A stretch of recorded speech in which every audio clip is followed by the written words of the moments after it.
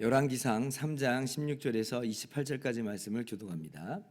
그때에 창기 두 여자가 왕에게 와서 그 앞에 서며 한 여자는 말하되 내 주여 나와 이 여자가 한 집에서 사는데 내가 그와 함께 집에 있으며 해산하였더니 내가 해산한 지 사흘 만에 이 여자도 해산하고 우리가 함께 있었고 우리 둘 외에는 집에 다른 사람이 없었나이다.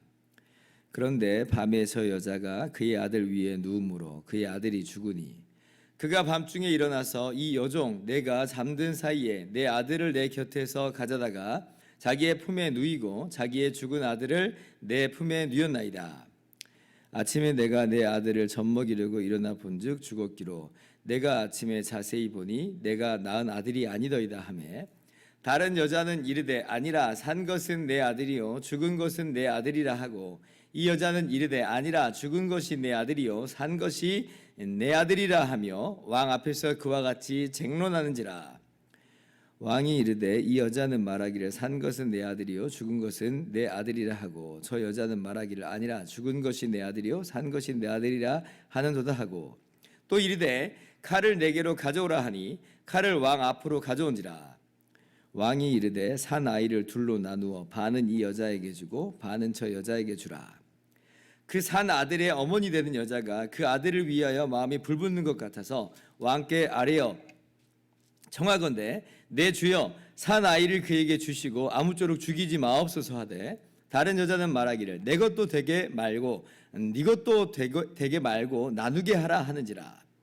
왕이 대답하여 이르되 산 아이를 저 여자에게 주고 결코 죽이지 말라. 저가 그의 어머니이니라 하매 같이요. 온 이스라엘이 왕이 심리하여 판결함을 듣고 왕을 두려워하였으니 이는 하나님의 지혜가 그의 속에 있어 판결함을 봄이더라. 아멘. 할렐루야.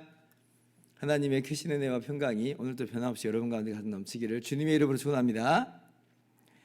어제 말씀을 통해서 우리는 솔로몬이 하나님께 하나님의 백성을 잘 재판할 수 있도록 지혜를 구했다는 것을 우리가 보았죠. 그리고 하나님께서는 그러한 솔로몬의 간구를 기뻐하셔서 지혜를 주셨다라고 하는 것을 함께 읽어보았습니다. 오늘 말씀은 과연 솔로몬이 정말 지혜롭게 되어서 그렇게 백성 간의 재판을 잘하는 장면을 샘플로서 우리가 목격하게 되는 것입니다. 이게 바로 그 유명한 솔로몬의 재판이죠. 오늘 이 재판에서 가장 어려운 점은 증인이 한 명도 없다는 거예요. 오직 진술만 지금 있을 뿐입니다. 그러니까 지금 당사자들이니까 서로 증인이 될 수는 없는 거잖아요. 이게 지금 어떻게 해야 되는가? 3일 차이로 각각 아들을 낳았는데 외부인은 전혀 없는 상황인 것처럼 보여요. 증거를 해줄 수 있는 사람이 없어요. 근데 각각 자기가 산 아이가 자기 아이라고 하니까 그렇게 주장하면서 한치도 지금 물러섬이 없는 거예요. 한쪽은 분명히 거짓말인데 그런데 둘 다 정말 한치도 물러남이 없이 그렇게 왕 앞에서조차도 쟁론을 하고 있습니다. 오늘날이야 유전자 검사를 하면 쉽게 끝날 일이고 하다못해 거짓말 탐지기라도 사용을 할 수 있을 것인데 근데 당시로서는 그런 게 전혀 없는 상황이니까 너무너무 답답한 상황이죠. 그런데 이제 이때 이 솔로몬이 명판결을 내립니다. 칼을 4개로 가져와라 이렇게 이야기를 합니다. 그리고 산 아이를 반으로 갈라서 각각 주고 죽은 아이도 반으로 갈라서 각각 주라. 굉장히 끔찍한 그러한 판결처럼 보이는데 그런데 이건 누구도 증명할 길이 없으니까 공평하게 하라는 거예요. 솔로몬이 공평하게 하라는 겁니다.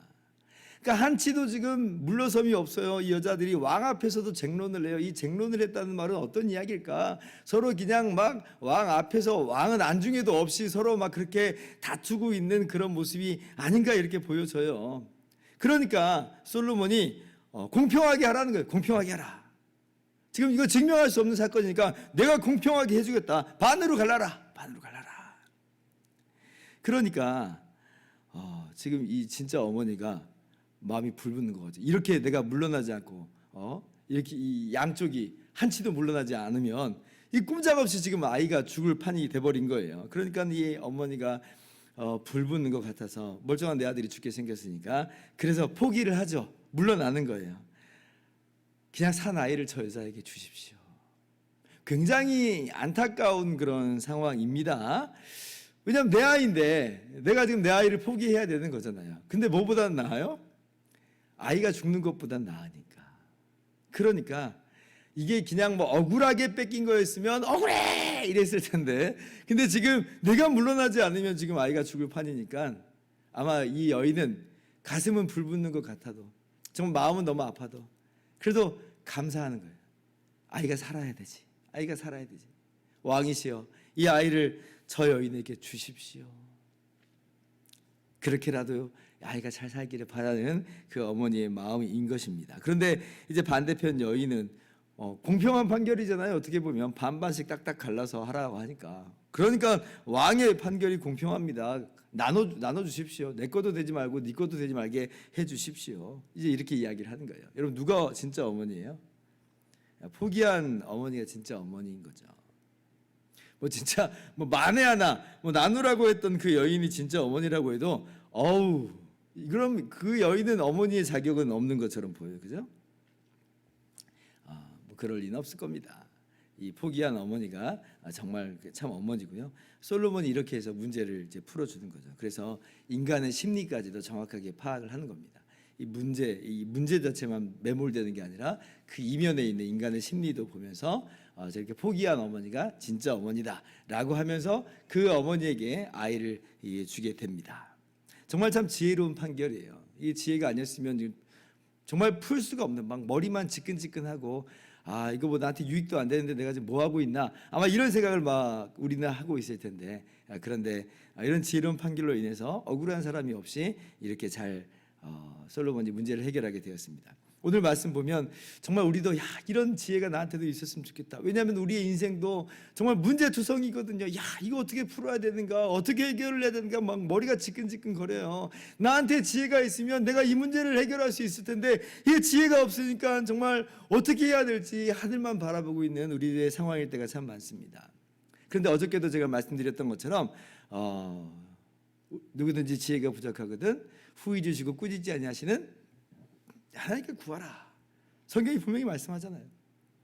그리하면 주시리라. 너희가 내 이름으로 무엇이든지 구하면 내가 행하리라. 주님께서 약속해 주셨어요. 솔로몬에게 말씀하신 것처럼 내가 너에게 무엇을 줄고 너는 구하라 하신 것처럼 우리에게 똑같이 이야기하신 거예요. 그러니까 오늘도 우리는 지혜가 없습니다. 우리에게 지혜를 주십시오. 기도할 수 있는 것이고, 그리고 그렇게 우리가 기도하면서 나아갈 때에 하나님께서는 변함없이 우리에게 지혜를 주실 줄을 믿습니다.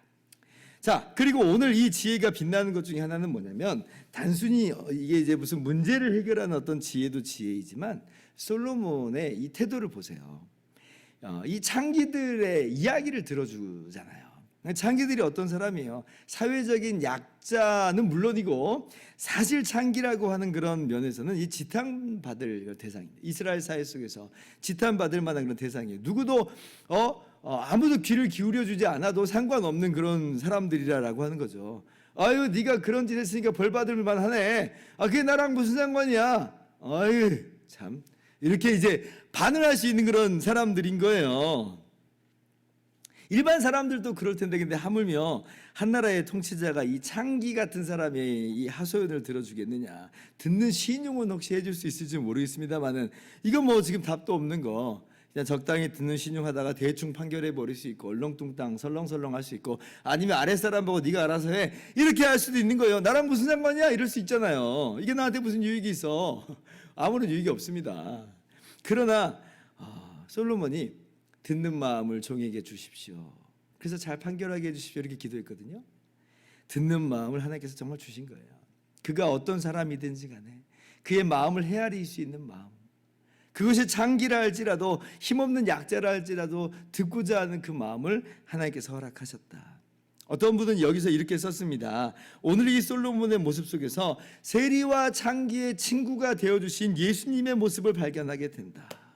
우리 대신해서 십자가에서 죽으심으로 말미암아 하나님의 공의와 하나님의 사랑을 동시에 완전하게 실행하신 우리 주님의 하나님의 지혜 되신 우리 주님의 모습을 본다. 이렇게 썼어요.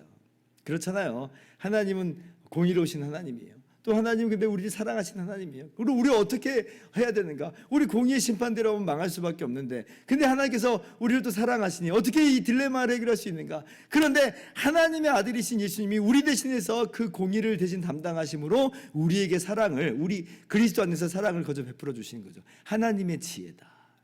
그런데 그 대상이 누구예요? 우리 죄인들, 우리 벌레 같은 우리들, 세리와 창기와 같은 그런 우리들을 위해서 주님이 그렇게 하셨다. 는 것이에요. 그래서 이 솔로몬의 모습 속에서 우리 주님의 모습을 본다. 그렇죠. 얼마나 감사한지 몰라요. 그 말을 들으니까 정말 그렇더라고요.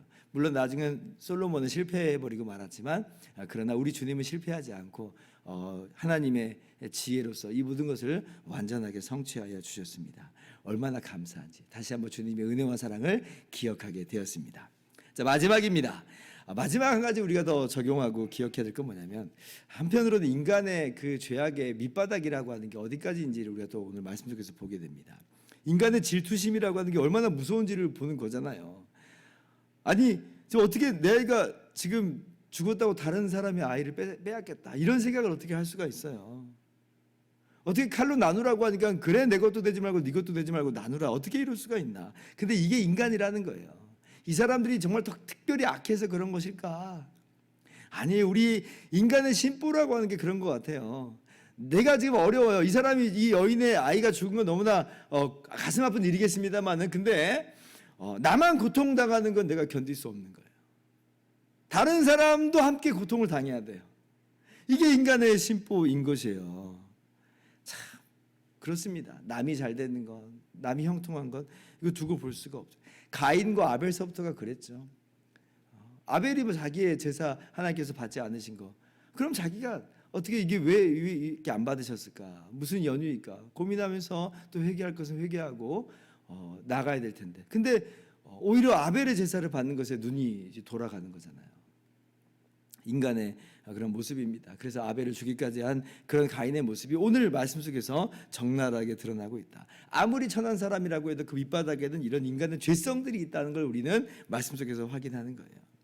그런데 오늘 솔로몬이 헷갈려 하지 않잖아요. 정확하게 판결을 합니다. 자, 그러면 우리 밑바닥에 있는 우리의 죄악들, 우리만 알고 있는 어떻게 보면 그 죄악들, 우리 마음속에 깊은 곳의 죄악들 하나님 모르실까요? 아니, 솔로몬에게 지혜를 주신 분이 누구신데요? 하나님이시잖아요.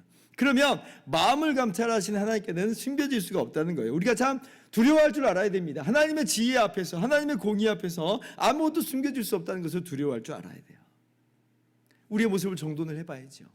또 한편으로는 우리가 행여나 억울한 일이 있다면, 그러나 하나님께 이건 가려지지 않습니다. 하나님께 가지고 나아가는 거예요. 하나님께서는 지금 당장은 꼭 아닐지라도 주님께서 다시 오시는 그날의 의의 심판으로 이 놀라운 이 하나님의 지혜를 나타내실 것입니다.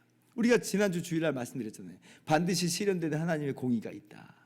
그래서 혹시나 우리가 억울함이 있다면 그 억울함 가운데 막 그 마음을 악하게 먹지 말고요.